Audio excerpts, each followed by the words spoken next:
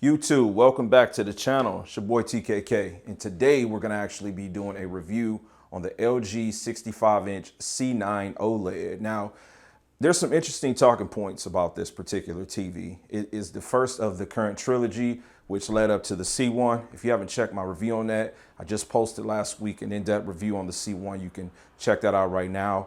I got that in 77-inch, but the C9 offers a lot of the features that really snowballed into what the C1 is, right? So there's a lot of different technology points with this TV. My hope for this particular review is that you'll watch this and you will have a better understanding as to which type of TV you need to get and how much longevity you'll actually get out of the TV. You get a lot of people like myself. I do upgrade every year or every other year with a new TV, but you don't always have to do that.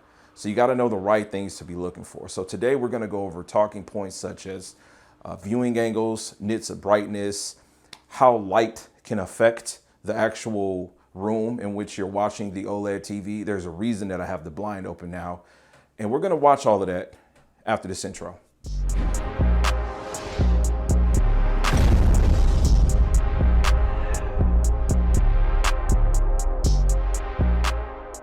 All right, let's get right to it. So the year is 2019. The C9 releases. And if you're like me and tens of thousands of other owners in the United States that purchased this TV, you spent around $4,000 on it. So again, one of my objectives in this video is to talk to you about what you should expect if you buy something like this, because I still obviously have this TV.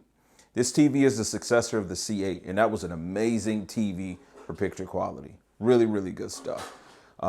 It actually had 120 frame rate playback through USB. So that was really interesting, and through streaming devices. This TV, however, is where they really, really listen. It seemed like they listened to a vast community of gamers, as well as some TV enthusiasts about the different things that they brought to the TV. With this particular model, we got higher nits of brightness over the C8. We got G-Sync compatibility. First TV ever to have G-Sync certification on a television panel this large. If you don't know what G-Sync is, it puts you in a position where if you are playing a video game on a gaming PC using an NVIDIA graphics card, it gives you much more fluid gameplay, okay? Think of it like this. Your graphics card is going to push out frames. Your screen is going to refresh. So it gives you a one-to-one variant at certain levels of a refresh rate. This particular model goes at about 38 frames all the way up to 120 frames. You'll be locked in with that G-Sync. So it reduces screen tearing if you're playing games like Overwatch or Destiny or League of Legends or WoW. You know, any games that are going to require a lot of high frame rates and giving you the ability to move around and see a lot of different things. You don't see screen tearing on this. So that was amazing. Also, this is the first TV to give you HDMI 2.1. So we're talking about 2019, a TV having something that we needed for consoles that came out in 2020. Almost a year and a half later, because this came out in May. So excellent stuff there. What I want to dive into when I pan back to you guys in a second is going to be some of the sweet spot features that this TV brought to you that prior models didn't do. And then I want to talk to you about the gift and the curse of the C9.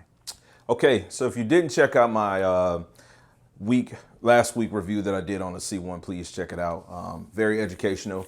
I took my time to make sure that I covered as much of the basis over that TV, different things that you want to consider. One of the things that I always talk about to anybody that's asking me questions about LG OLEDs, Vizio OLEDs, Sony OLEDs, it doesn't matter, Panasonic OLEDs, any OLED that you're looking into, you're gonna wanna control the light. I said that like 3 times in the video last week. Got the blinds closed. You have to control the light. If you have light just glaring through your window, you're not going to enjoy the picture quality of an OLED. No matter who manufactures an OLED, it's going to look the same. Like, you can tell an OLED screen when you see it, right? So what's going to really separate the models are going to be picture processing, what type of processor that they have in the unit. So like this particular model has a newer processor over the C8. This is the Gen 2 A9 chip. The C8 had the A9 Gen 1 chip, right? So those are some of the different things that you're going to be looking for. But with this one being a smart TV, like all the others, you can plug up your content I have a hard drive, the same hard drive that I had plugged up to the C1. And one of the things that you will adore about the TV is if you do download your content like I do. This is Black Widow, right? HDR, Atmos, Dolby Vision, everything. Whatever kind of settings that are going to be in the content, you're going to see that on the TV. So again, as I said in last week's video, you don't have to limit yourself to a live subscription or anything like that. Picture quality is spot on with this thing.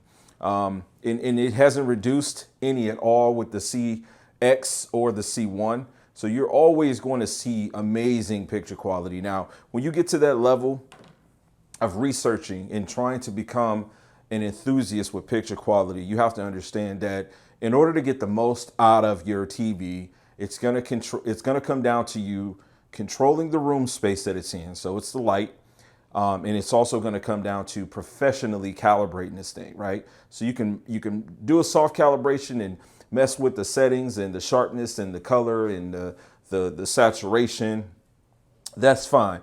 But if you really want to get the most out of your TV, if you buy something like this and you plan on having it 5, 6, 7 years, you know, I still have my EF 9500 from 2015.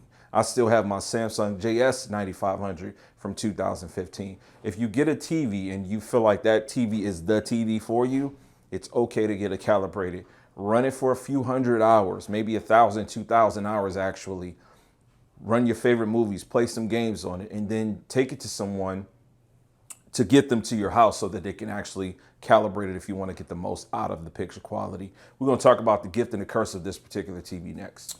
All right, so let's talk about the room that I have this TV in. It was a dining room, but now it's more like an office. My 5-year-old son, he is homeschooling, so this is really his TV, to be honest with you. He uses it to play his Xbox One X Project Scorpio console, and it's a small room. So it's just a little office, nothing too fancy. So from where TV is to the wall, probably about 8 feet, maybe 9 feet, right? Literally from where this is to that wall is about 9 feet. So no issues there. Obviously 65-inch, more than enough. I wouldn't recommend 65-inch if you're sitting more than 12, 13 feet. Then you want to start looking into the 77-inch sizes. This plus the C8, they came in 77. So that's when you're going to want to really look into a bigger size television. Let's talk about the gift and the curse of this TV, right? So just think about it like this.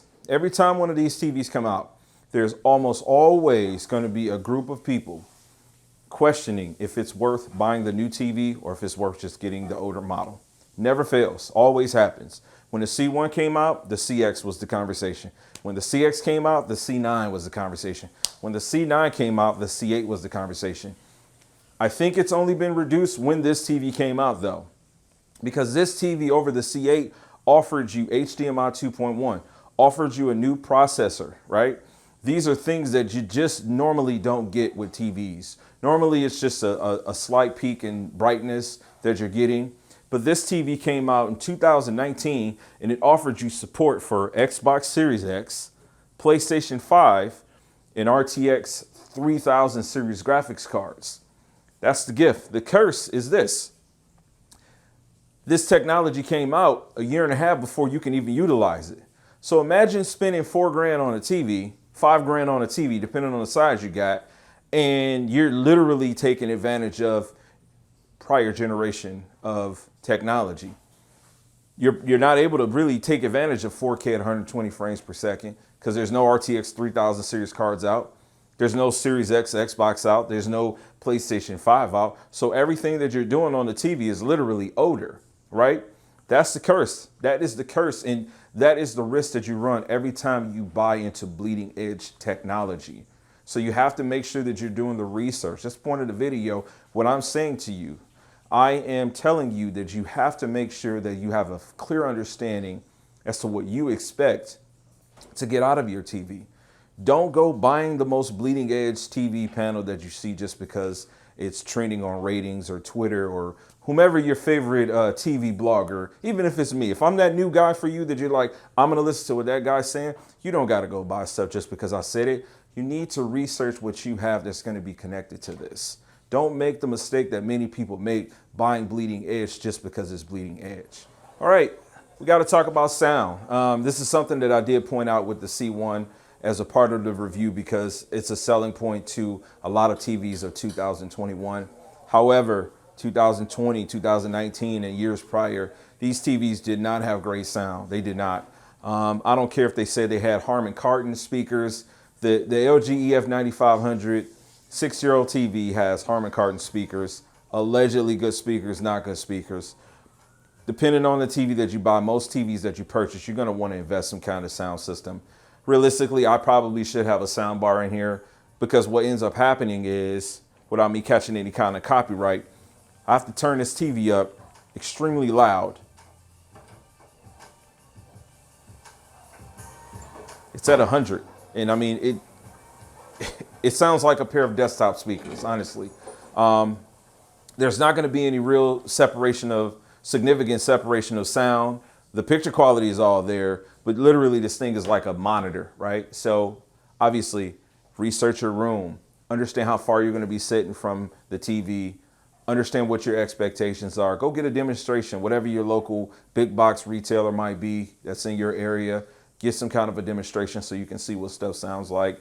The TV or a TV versus, a subwoofer with a sound bar or a full system. Do some research on that, but the sound quality on this thing was absolutely not great by any means at all. All right, we're almost through this video. Understanding again, I'm going to say it again, the idea behind this isn't to sell you this TV. This TV is years old. You wouldn't want to buy this refurbished or used unless you caught a really, really great deal. It's a great TV, super good monitor. This is the first TV, in my opinion, that really was a gaming TV. There's been some great opportunities prior to this from other manufacturers. Like I said, I got the Samsung JS9500 in 2015. That was an amazing TV. And Samsung every year after that pretty much came with the heat when it came to a good gaming TV. But this is where they really went to the next level, giving you HDMI 2.1, giving you technology that will, support a PC, right? More than just a console. So actually support something that can go beyond what consoles can do. Some of the disadvantages to this, when the TV first came out, the HDMI 2.1 support wasn't really good. There was some hiccups with it. The G-Sync compatibility, there was some issues there. So initially, you got the TV when it first came out. You thought, hey, I'm going to get G-Sync support. Boom, it's going to be there. Nope, it didn't work. There were some issues there. So eventually they rolled out firmware updates and things of that sort. That's one of the advantages of smart TVs, just kind of like with your cell phone. Your cell phone might have some issues. You download an update, boom, you're up and running. So again, one of the big talking points is just going to be making sure you're not running out just to get the newest thing out just because you got the money to spend on it. Sometimes you got to wait. You can't be that person that's going to be in testing. You can't be that tester for these guys. You can't be that one that's just going to go out, throw your money out there just because it's new, because you want to have it. You want to be the first to have it.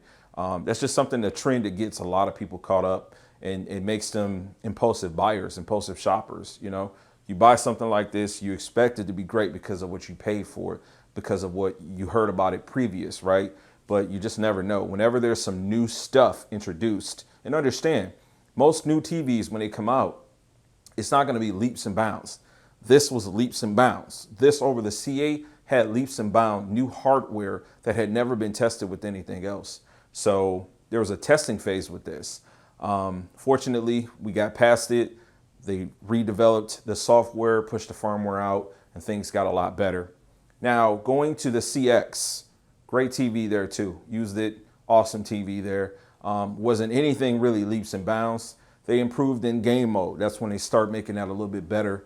And then with the C1, they just kind of trickled down. So to me, this is the first of what I call the trilogy, the C9, the CX, and the C1.